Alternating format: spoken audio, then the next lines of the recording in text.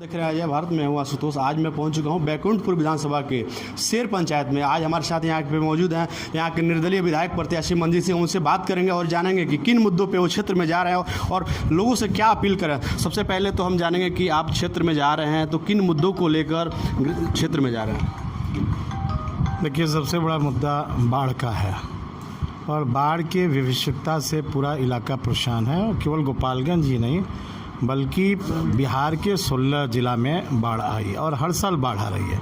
बांध तटबंधों पर काम नहीं हो रहा है, जिसके कारण हर साल बिहार में बाढ़ आ रहा है और बाढ़ से लोगों को आर्थिक रूप से नुकसान हो रहा है। किसान परेशान हो रहे हैं, घर के घर पानी में दह जा रहे हैं, जान माल की क्षति हो जा रही है, फसलों की क्षति हो रही है। यह सबसे बड़ा मुद्दा इलाके में है। दूसरी महत्वपूर्ण है कि असर्वेक्षित ज़मीन को लेकर है। इस बैकुंठपुर के 50 ऐसे गांव हैं जो असर्वेक्षित हैं। बहुत सारे गांव का खाता खसरा रकबा चौहद्दी है, कैडेस्ट्रॉल सर्वे भी हुए, लेकिन उसका सरकार ने 15 वर्षों में रिविजनल सर्वे नहीं कराया। और वैसे ज़मीनों के खरीद बिक्री पर, उसके रजिस्ट्री पर सरकार ने रोक लगा दी है। उस पर रैयतों का अधिकार सरकार ने समाप्त कर दिया है और सरकार ने यह मान लिया कि जितने भी असर्वेक्षित ज़मीन है उस पर किसानों का हक नहीं है, बल्कि वह ज़मीन अब सरकार की ज़मीन है। तो एक तरह से सरकार ने गरीबों का, किसानों की ज़मीन को छीनने का काम किया है। ये भी महत्वपूर्ण हमारे लिए मुद्दा है। गन्ना किसानों का समय पर भुगतान नहीं होना या कृषि के क्षेत्र में बहुत सारी योजनाएं चलाई गई, वह योजना सही रूप से धरातल पर नहीं है। सरकार कहती है कि चुनाव में सरकार का मैनिफेस्टो है कि हम हर खेत तक पानी देंगे, लेकिन 15 वर्षों में जितने भी नलकूप हैं, जितने भी नहर हैं, आहर हैं, आइन है, पैन है, उनसे परंपरागत तरीके से जो खेती होती थी वह 15 वर्षों में सरकार उसको चालू नहीं कर सकी। और नलकूप जितने भी बिहार में हैं, एक भी नलकूप बिहार में चालू नहीं हुआ। सारे नलकूपों को इलेक्ट्रीफाइड किया गया, ट्रांसफार्मर वहाँ लगाए गए, बिजली की सुविधा पहुँचाई गई, लेकिन ऑपरेटर एक भी नहीं है। और एक भी ऑपरेट अब तक नलकूप नहीं हुए, जिससे कि गांव तक, खेतों तक पानी आज तक नहीं पहुंचा है। उसी तरह से भ्रष्टाचार के मामले भी सरकार में हैं। आप देखेंगे ब्लॉक अंचलों में भ्रष्टाचार है, बिना पैसे के काम नहीं हो रहा है। तो तमाम मुद्दे हैं जिसे गरीब परेशान है, किसान परेशान हैं। उन मुद्दों को लेकर हम जनता के साथ हैं और ये शिकायत हमारी नहीं, बल्कि जब हम क्षेत्र का भ्रमण करते हैं तो इसकी शिकायत आम जनता जो है वो मुझको सुनाती है। और उन्हीं मामले को लेकर हम जनता के बीच हैं कि इन सब चीज़ों को लेकर हम संघर्ष करेंगे और जनता के विश्वास पर खड़ा उतरेंगे। 15 साल बनाम 15 साल लालू की सरकार रही है, 15 साल नीतीश सरकार रही है, तो इस सरकार से आप कितना खुश हैं? देखिए, हम तो 15 साल आदरणीय नीतीश जी के नेतृत्व में काम भी किए, विधायक भी रहे। इसको हम झुठला नहीं सकते कि इस 15 साल में काम नहीं हुए, लेकिन बहुत सारे काम अधूरे भी हैं। जिस काम को पूरा इस 15 वर्षों का एक लंबा वक्त होता है उसमें पूरा होना चाहिए, वो नहीं हो सका। तो जैसे स्वास्थ्य के क्षेत्र में आप ले लीजिए, जितने बिहार के अंदर CHC बने, सामुदायिक स्वास्थ्य केंद्र बने, वहाँ पर जो पैरामीटर था डॉक्टरों का, एक CHC में लगभग 42 पद स्वीकृत पद थे। आप इंफ्रास्ट्रक्चर तो क्रिएट किए, लेकिन जो बहाली करना था, जो पोस्ट क्रिएट करने थे, उन हॉस्पिटलों में पोस्ट क्रिएट नहीं हो सके, जिसके कारण आज डॉक्टर नहीं है, किसी प्रकार की उन हॉस्पिटलों में सुविधा नहीं है। आप शिक्षा के क्षेत्र में आप देख लीजिए कि किस तरह से सारी जगहों पर नवसृजित प्राथमिक विद्यालय सरकार 1 किलोमीटर के परिधि में खुली, लेकिन लंबे वक्त के बाद बहुत सारे स्कूल सुविधा विहीन हैं, भवन विहीन है, जिसके कारण दूसरे विद्यालय में उसको स्थानांतरित किया गया।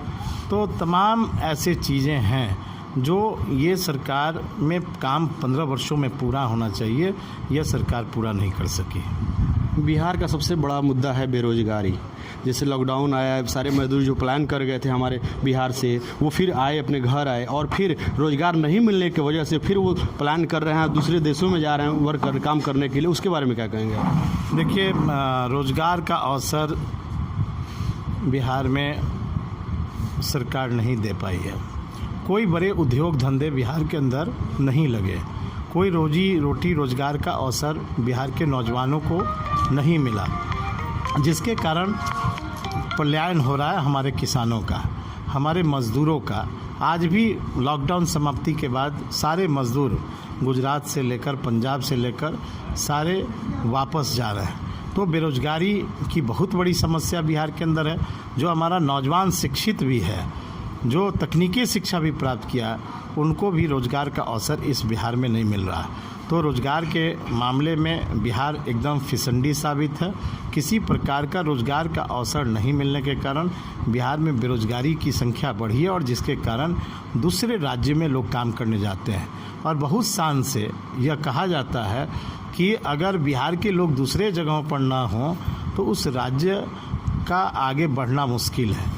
लेकिन अपना राज्य कैसे बढ़े, अपने राज्य में रोज़गार का अवसर कैसे बढ़े, इस पर सरकार का कभी ध्यान केंद्रित नहीं रहा है। अपने गोपालगंज का देखा जाए तो सबसे बड़ा मुद्दा है यूनिवर्सिटी। बहुत से सोशल मीडिया पे चल रहा है यहाँ पे कि हमारे गोपालगंज में यूनिवर्सिटी होना चाहिए।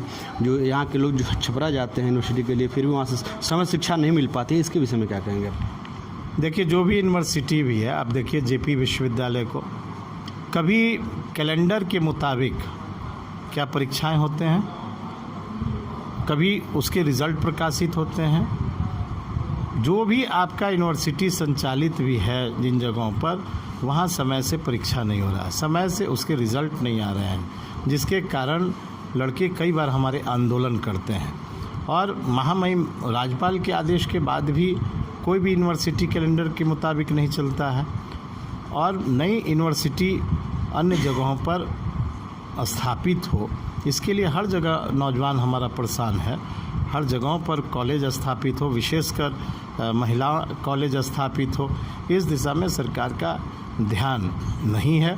और इन सब मुद्दों को लेकर चुनाव जीतने के बाद ज़रूर जिसकी भी सरकार बिहार के अंदर बने, यह गंभीर मसला है युवा पीढ़ी के लिए। इस मामले पर हम सरकार को सदन में सवाल भी उठाएंगे और सरकार को घेरेंगे भी। बैकुंठपुर की जनता से क्या अपील करना चाहते हैं? देखिए, बैकुंठपुर की जनता से अपील है, हमने विधायक कार्यकाल में जनता की सेवा किया, खिदमत की और बहुत सारे विकास के रचनात्मक काम भी हम किए हैं।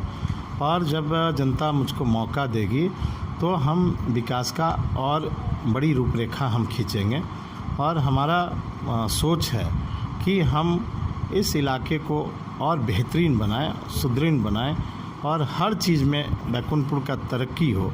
इस तरक्की में हम बैकुंठपुर के लोगों का योगदान चाहते हैं। अगर उन लोगों का आशीर्वाद मिला तो हम इस बैकुंठपुर को और विकसित बैकुंठपुर बनाएंगे।